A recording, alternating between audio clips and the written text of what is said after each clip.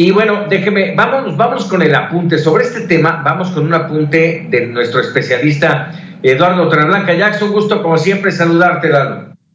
Igualmente, Paco, con mucho gusto a tus órdenes. ¿Qué expectativas para la economía familiar tenemos, al menos en este 2021 que estamos arrancando? Vamos a cruzar por un año muy complicado, porque el proceso de recuperación que nos deja la recesión de este 2020, del pasado 2020, más hay que sumar el del 2019, tardaremos mucho en podernos recuperar a plenitud. Es posible, aunque los especialistas afirman que esto podría suceder en el 2023, yo creo que tendría que ser después del 2024, porque la recuperación va a ser muy penosa una vez que el gobierno federal no ha invertido recursos fiscales en el apoyo ni de los particulares, familias, o bien de las empresas pequeñas, y en ese sentido la muerte de empresas y la pérdida de empleos formales será y seguirá siendo muy alta, porque no hemos salido de la primera ola de la pandemia, cuando ya tenemos promesa que vienen otras dos, y estamos en la parte más cruda del problema de emergencia sanitaria, y la vacuna no es la solución,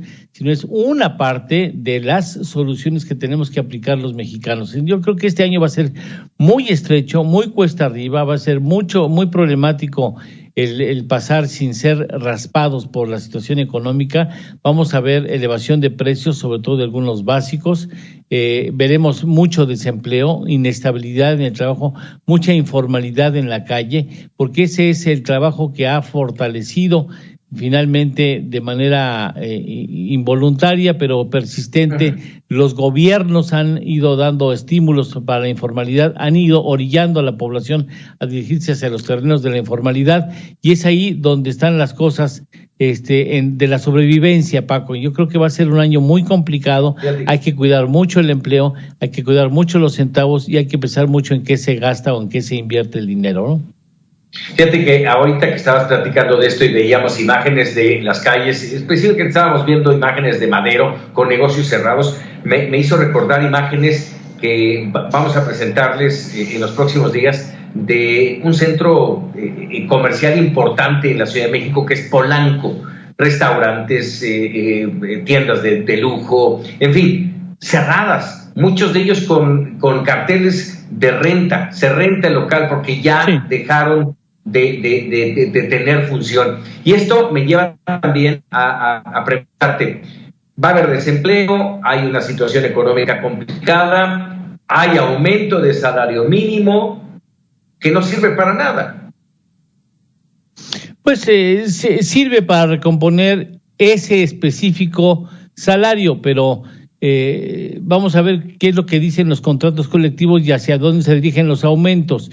El problema del salario y de su poder adquisitivo es un problema que tendremos que ir atacando en varios sexenios, no en la presente administración.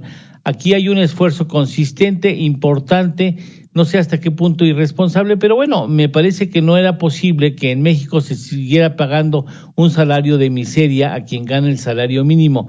El problema no es precisamente ese, el del nivel salarial, sino el de la creciente informalidad en la actividad económica, que es ahí donde se produce gran parte de la pobreza, porque tiene salarios incluso menores a los de la economía formal, y es ahí donde habría que poner un énfasis para reducir significativamente el peso de la informalidad en nuestra economía, que hoy es mayoritaria con respecto a la economía formal, que es la que paga impuestos y es la que ofrece al trabajador mayor seguridad social. Por ejemplo, el simple hecho de tener derecho al Instituto Mexicano del Seguro Social es una bendición, pues, porque en una circunstancia de una enfermedad como puede ser el COVID o un cáncer, ahí no solamente se condena a la familia a una pobreza en varias generaciones, incluso por el enorme costo que le representa la atención del enfermo, que finalmente va a fallecer lamentablemente, y la familia se queda con la deuda.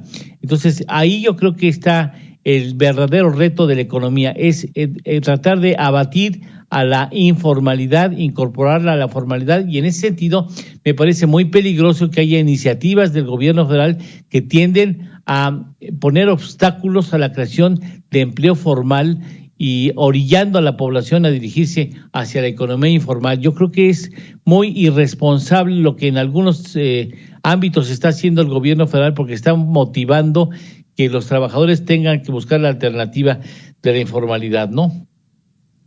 Complicado panorama, ya no hablamos de la cuesta de enero, sino de la cuesta del 2021, que será muy larga entre esta pandemia y la recesión económica por la que pasa México y el mundo.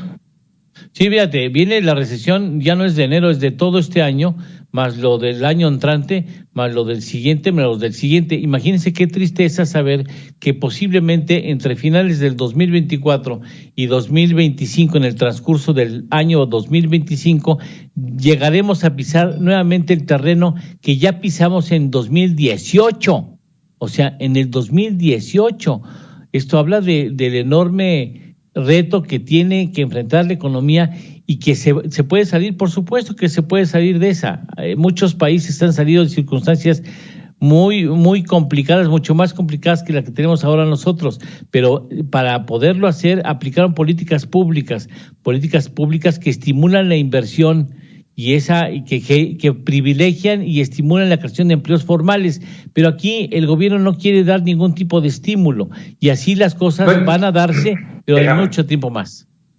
Déjame, ahorita que hablaste del estímulo, le hemos platicado aquí que no ha habido estímulos para los empresarios, para los pymes, para las MIPYMES, y te pregunto esto rápidamente, nada más, un breve comentario, porque en medio de todo esto, hoy se da a conocer que le condonan, le perdonan un crédito fiscal de 9.4 millones de pesos a Elvester Gordillo. Pues ese es Elvester, ¿no? Yo creo que el régimen tiene compromisos, ¿no?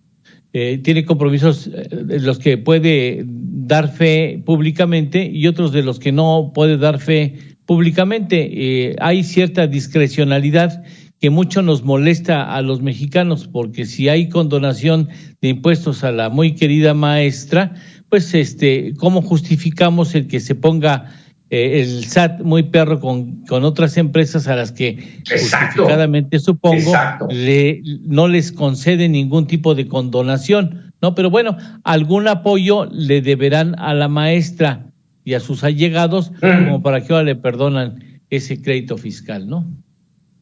Así es. Eduardo Torreblanca, como siempre, agradecido por estos minutos. No tienes nada que agradecer, Paco, con mucho gusto. Gracias. Muy buenas noches.